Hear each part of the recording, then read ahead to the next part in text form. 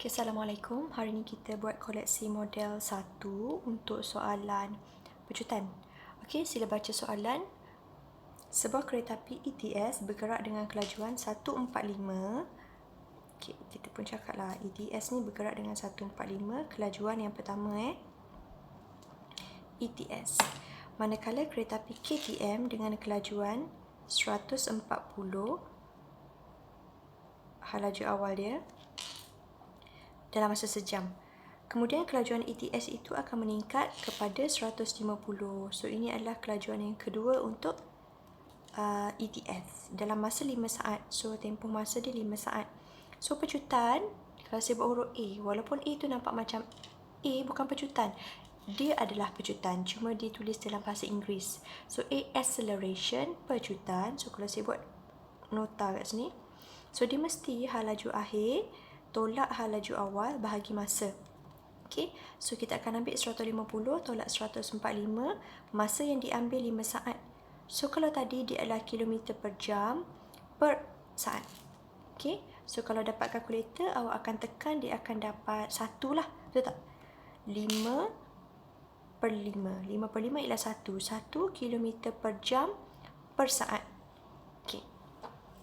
Untuk yang kedua, KTM. Dia bagi tahu KTM itu meningkat sebanyak 1/5 daripada ETS.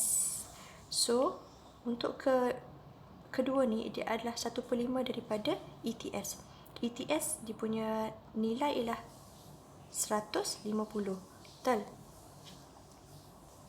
So, dekat sini, dia akan dapat dengan nilai meningkat tu, dia dengan nilai asal lah. Nilai asal yang dia 150 tu dan peningkatan dia.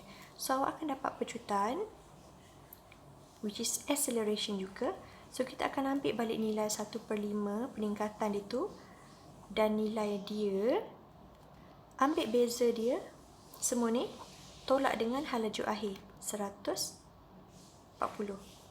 Laju awal. Laju akhir tolak laju awal.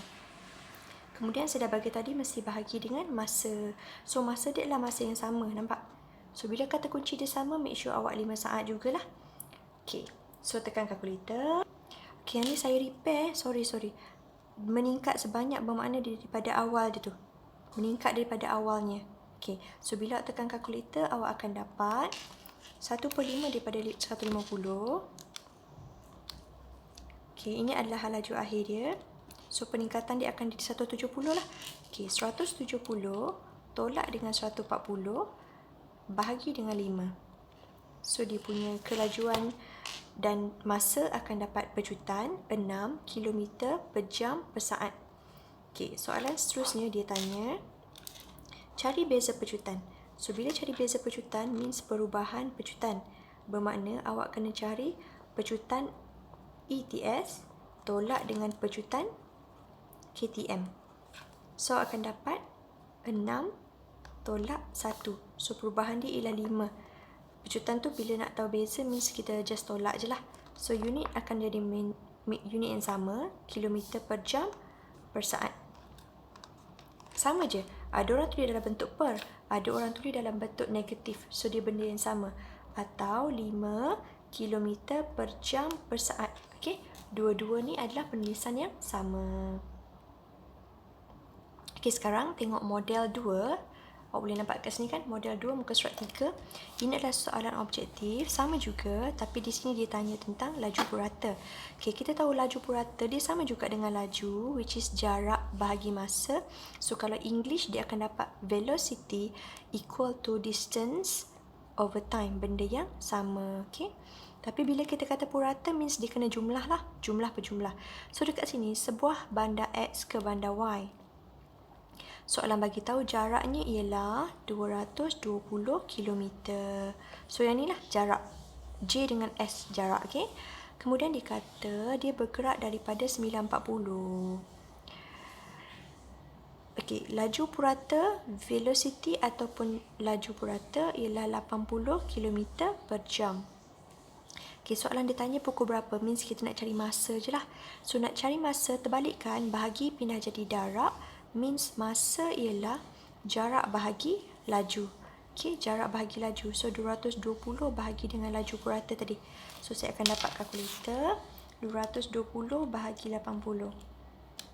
2.75 jam. So, dia bagi unit jam kat sini. So, akan ambil 2.75 jam jugalah. 0.75 jam sebenarnya bermakna 1 jam 60 minit. Kalau 0.75,